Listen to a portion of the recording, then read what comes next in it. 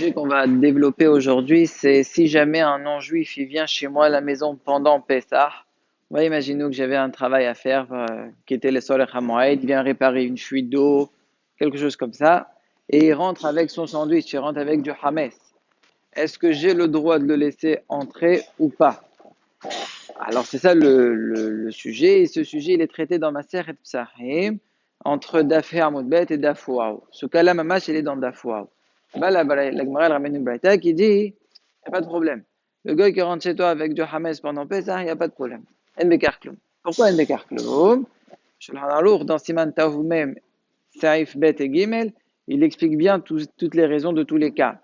Le résumé, c'est quoi? C'est que c'est vrai que dans la Torah, il y a un lao qui s'appelle Lo Yira Elecha Hames.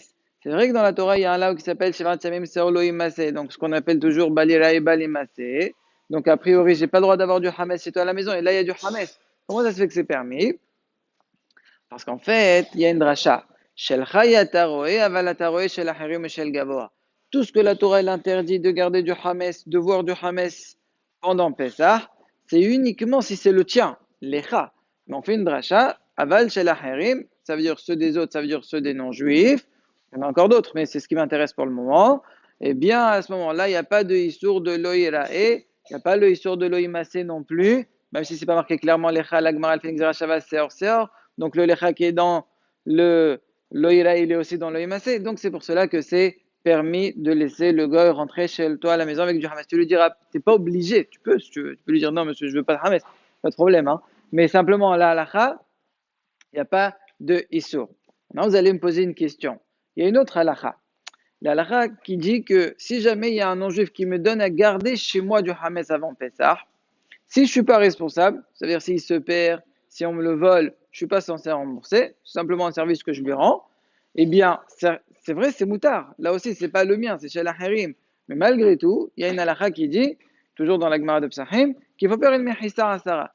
Il faut à tout prix que l'avant Pessah, tu fais un mur, tu fais quelque chose, une mechissa, une barrière pour que tu n'arrives pas à le consommer pendant Pessah. Parce qu'on a peur, peut-être chez Miyavolo. Alors pourquoi? Ici, tu me dis c'est moutar, voilà, chez Miyavolo. Quelle différence? La différence, elle est pendant, dans le cas où il te le ramène avant Pessah, le gars, il n'est pas à côté de toi pendant Pessah. Donc, tu es tout seul, peut-être tu le manges. Mais là, le gars, il est à côté. Ok, il est en train de faire son travail de plomberie ou je ne sais quoi, mais il est là. Là, il est chômeur à la il ne va jamais te laisser le manger. Donc, il n'y a pas le hashash chez Miyavolo. J'ouvre une parenthèse. Comment ça se fait que dans le Hametz, quand je le garde avant Pessah, je dois faire une mechissa? Pourquoi lorsque quelqu'un il a un autre Issourana chez lui à la maison, par exemple, il a eu du Bassar Behalav, sans faire exprès, ok, il y a du Bassar Behalav chez lui à la maison. On n'a jamais vu une halakha, on doit faire une barrière. Non, tu ne manges pas, tu ne profites pas, tu ne cuisines pas, d'accord. Mais il n'y a pas ce hashash. Pourquoi ici il y est? Pareil dans Orla, quelqu'un qui a un fruit de Orla, un fruit qui est dans les 3 premières années, on n'a pas le droit de le manger, ouais, d'un arbre. À ce moment-là, on n'a pas vu une obligation de faire une mechissa. Comment ça se fait que d'Avra dans Hametz, il y a plusieurs réponses ont été données. La réponse que je vais donner ce matin, c'est parce que le Hametz, toute l'année, tu n'es pas badil. Ça veut dire quoi en français? Le Hametz, c'est quelque chose que toute l'année, tu as l'habitude de manger. Donc là, vraiment, il y a le hashash, il y a la crainte, peut-être que tu arrives à le consommer. Par contre, Bassar Halaf, il y a quelqu'un dans sa vie, une fois, il a mangé du Bassar Halaf? Jamais. On mange jamais, c'est assourd complètement. Donc là, il n'y a pas le hashash. Bon, ça, je ferme la parenthèse. Revenons à notre cas du plombier, là, qui vient chez moi à la maison et qu'on a dit qu'on peut le laisser, qu'il n'y a pas le hashash chez Meyavolo. Est-ce que maintenant j'ai le droit de manger dans la même table? Moi, de mon côté, lui de son côté, moi je mange de la matzah et lui il mange de hametz. C'est moutard ou c'est pas moutard? On vient de dire quoi? Qu'il n'y a pas le hashash chez Meyavolo. Ouais, il ne va jamais te laisser. Alors là, j'aurai le droit ou pas? C'est assourd. Bien que dans Bassar Behalaf, si jamais moi je mange du Bassar, mon ami mange du halal. Si jamais on est chacun dans sa mappa, on a quelque chose qui nous sépare, qui nous rappelle, attention, moi c'est quelque chose, lui c'est le contraire, donc il ne faut pas qu'on se mélange.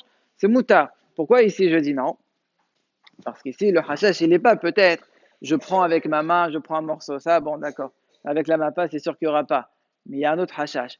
Peut-être qu'il est mis à rêve sans que tu le veuilles. Une miette, ça peut passer d'une assiette à une autre sans faire exprès. Et le hames, pendant Pessah, il est bémachou. Ça veut dire, il n'est pas mitvatel avec shishim, ça marche pas comme ça. Hames, pendant Pessah, c'est même une miette dans un milliard. Ça s'annulera jamais. Donc là, le hashash, il est beaucoup plus fort, il est beaucoup plus grave, il n'y a pas de solution. Donc c'est pour cela qu'on n'a pas le droit de manger sur la même table, moi et le non-juif, même s'il y a un équerre. Par contre, si moi je mange dans ma table, lui il vient, il mange après moi, ou bien moi je, plutôt dans l'inverse, c'est plus intéressant. Lui il mange en premier, et moi je mange après lui, donc je ne mange pas ensemble. Là, il n'y a pas d'issour. Pourquoi? Parce que là, il n'y a pas le hashash que je mange. Mais au préalable, il faudra bien nettoyer la table, il faudra bien laver, nettoyer. Le Pshamroy donne les deux. Ménaké ou Madiyah, les deux. Comme ça, on est sûr qu'il n'y a pas de miettes, il ne reste rien.